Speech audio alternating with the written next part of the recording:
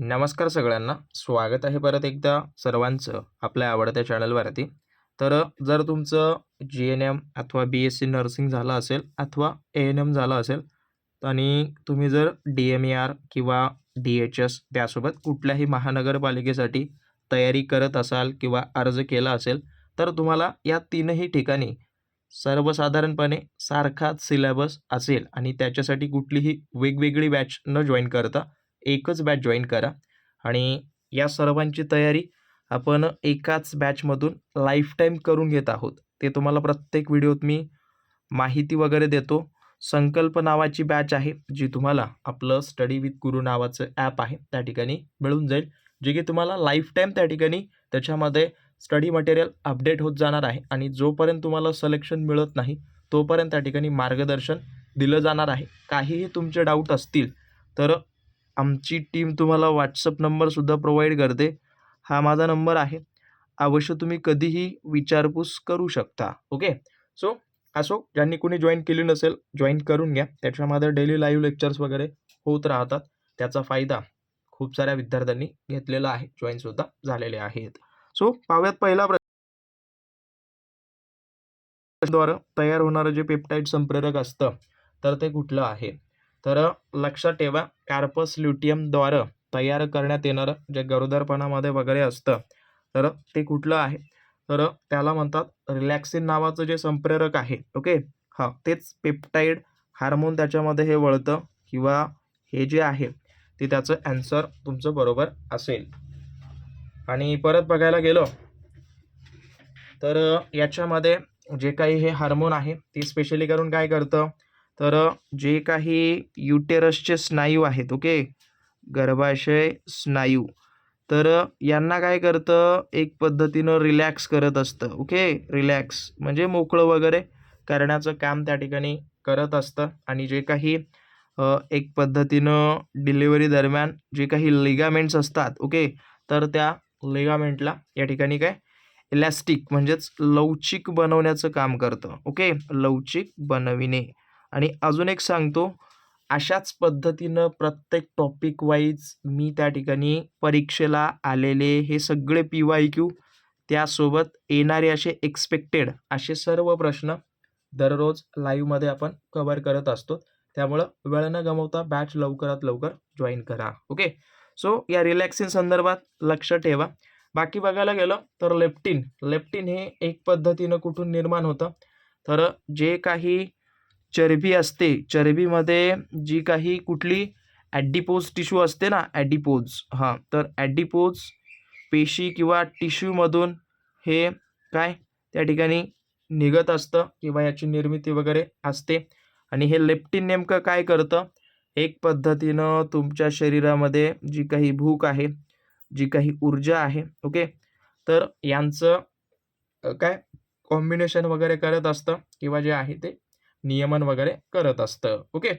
परत हे इस्ट्रिओल काय आहे, तर इस्ट्रिओल नावाचा एक इस्ट्रोजनचाच प्रकार आहे. जे इस्ट्रोजन असतं ना, हां, इस्ट्रोजन आणि प्रोजेस्टेरॉन, ओके, हे काय एक पद्धतीनं स्त्रीची हां, हार्मोन वगैरे आहेत. आणि हे सांगायला गेलं, इस्ट्रोजन, प्रोजेस्टेरॉन हे जे आहेत ते एक फिमेल एक पद्धतीनं हार्मोन आहेत. आणि इस्ट्रिओल हा काय इस्ट्रोजनचाच प्रकार आहे, जे की कोण निर्माण करतं, एक पद्धतीनं जी काही प्लासेंटा असते, तर ती त्या ठिकाणी निर्माण करत असते. ओके. सो लक्षात ठेवा. आणि परत बघायला गेलं PAPPA म्हणजे काय आहे, तर लक्षात ठेवा, याचं परिपूर्ण रूप आहे pregnancy associated plasma protein A. Okay. हां, हेच लिहून घ्या वाटल्यास. प्रेग्नन्सी, एचं असोसिएटेड आणि पीचं आहे प्लाझ्मा आणि परत पीचं आहे प्रोटीन आणि ते ए. आता हे सुद्धा प्रोटीन जे आहे ते एक पद्धतीनं प्लासेंटामध्येच तयार होतं. ओके. प्लासेंटामध्ये हे त्या ठिकाणी निर्माण होतं, जे की गरोदरपणाच्या सुरुवातीच्या स्क्रीनिंगसाठी वगैरे वापरलं जातं. तर हे सर्व काही याच्याशी रिलेटेड आहेत. सो नोट डाऊन वगैरे करून घ्या. जमलं तर प्रत्येक लेक्चरचे नोट्स जरी काढलात तर तुम्हाला एका लेक्चरमध्ये जवळपास 50 ते 60 प्रश्न तुम्हाला दिसतील. ओके. त्यामुळं लेक्चर अवश्य करून घ्या. परत इथं काय दिलंय, लोकसंख्या चक्रातील दुसरा टप्पा कोणता आहे, तर हा वाला जो प्रश्न आहे तो आहे कम्युनिटी हेल्थ नर्सिंगचा. ओके, तर जे काही लोकसंख्या चक्र आहे ते जवळपास या चक्राचे 5 टप्पे आहेत. ओके, 5 टप्पे. तर हे मी ऑलरेडी डिस्क्राईब केलेलं आहे. हां, तर याच्यामध्ये दुसरा टप्पा ज्या वेळेला विचारेल तर त्याच्यामध्ये येतं अर्ली एक्सपॅन्डिंग. ओके, हां, तर याचा अर्थ काय असतो अर्ली एक्सपॅन्डिंगमध्ये? तर एक पद्धतीनं जो काही मृत्यूदर असतो तो कमी असतो आणि जन्मदर जो आहे तो उच्च राहतो. ओके, हां, म्हणजेच एक पद्धतीनं जे काही माणसांचं मृत्यू आहे, ओके, ते त्यांचं कमी प्रमाणात होतं आणि जे जन्म आहे ते मोठ्या प्रमाणात वाढत जातं किंवा नॉर्मल असतं. याच्यानं काय होतं, एक पद्धतीनं लोकसंख्या वाढते. ओके, लोकसंख्या वाढते. हे सर्व मी एक्सप्लेन केलेत 5 टप्पे कुठले वगैरे आहेत ते. तर बाकी लेट एक्सपॅन्डिंग बघायला गेलं तर हा एक थर्ड स्टेज आहे, तिसरा टप्पा आहे म्हटलं तरी चालेल. ओके, तर याच्यामध्ये नेमकं काय घडून येतं तर एक पद्धतीनं हा जो आहे लेट एक्सपॅन्डिंगमध्ये याच्यामध्ये उलट होतं. ओके, हा जो आहे तो जन्मदर काय होतो एक पद्धतीनं त्याला तुम्ही म्हणू शकता कमी होतो. ओके, म्हणजे जन्म कमी होतात पण मृत्यू जे आहे ते मोठ्या प्रमाणात होतात. म्हणजेच उलट काय होते लोकसंख्या कमी होते. ओके, तर हे सर्व काही याचे स्टेजेस आहेत. बाकी हे हाय स्टेशनरी लो स्टेशनरी हे याचेच प्रकार आहेत. ओके, सो बघा जमलं तर नोट डाऊन वगैरे करून घ्या. आणि परत सुधारित राष्ट्रीय क्षयरोग कार्यक्रम कोणत्या वर्षी सुरू झाला तर राष्ट्रीय क्षयरोग कुठला सुधारित म्हटलंय म्हणजेच त्याला जे आहे ते एक पद्धतीनं ओके RNTCP ओके या नावानं ओळखतात.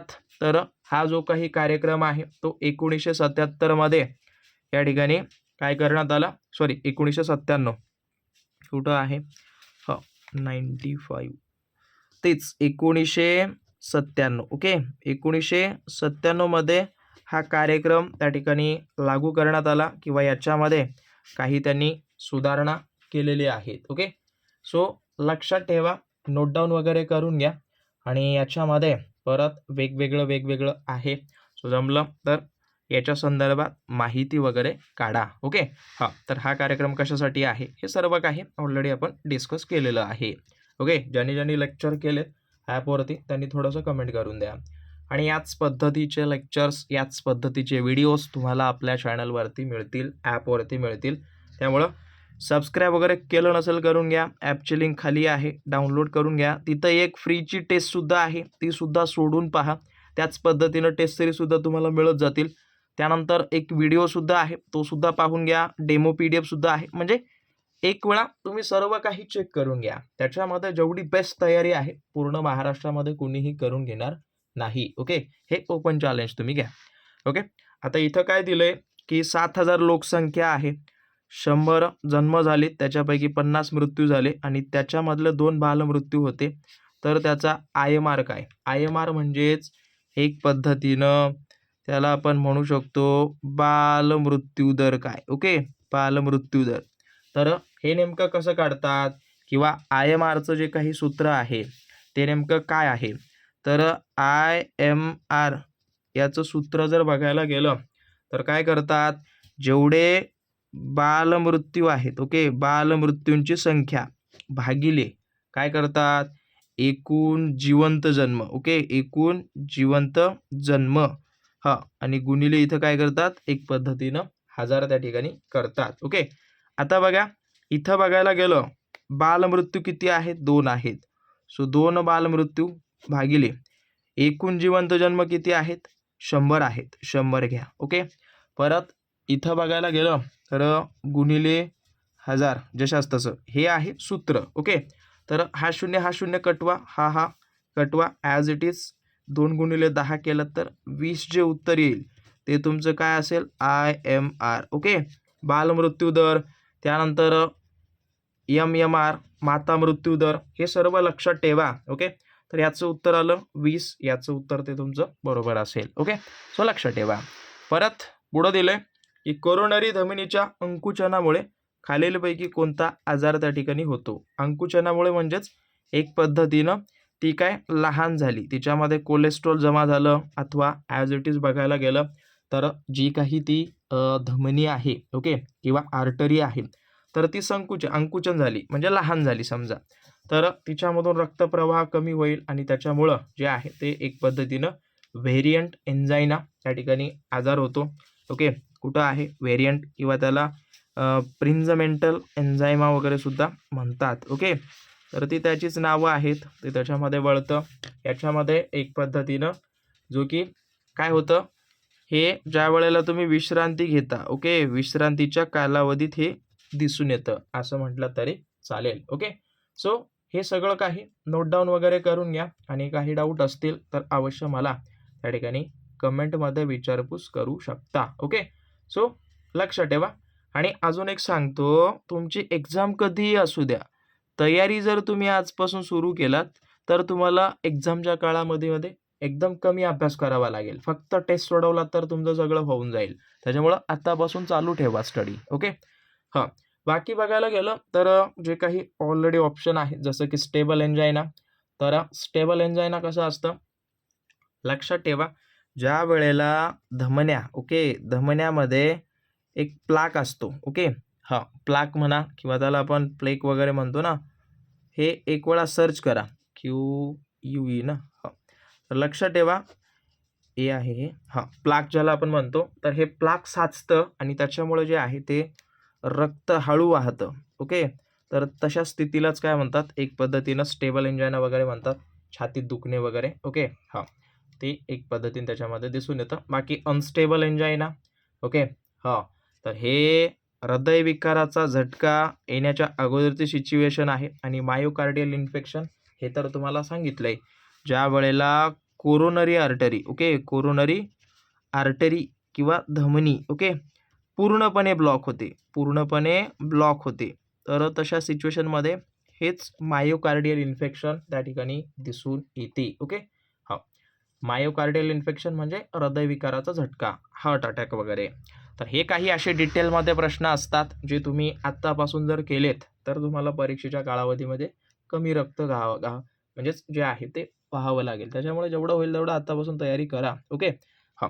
तर ॲलर्जीच्या प्रक्रियेत खालीलपैकी कशाचं प्रमाण वाढतं, तर ज्या ज्या वेळेला ॲलर्जी होते तर त्याच्यामध्ये इओसिनोफिल्स नावाचे जे काही एक पद्धतीनं पेशीचा प्रकार आहे किंवा WBCचा प्रकार, व्हाईट ब्लड सेल्स, त्यातलाच हा एक त्याच्यामध्ये तुम्ही म्हणू शकता. ओके, हां.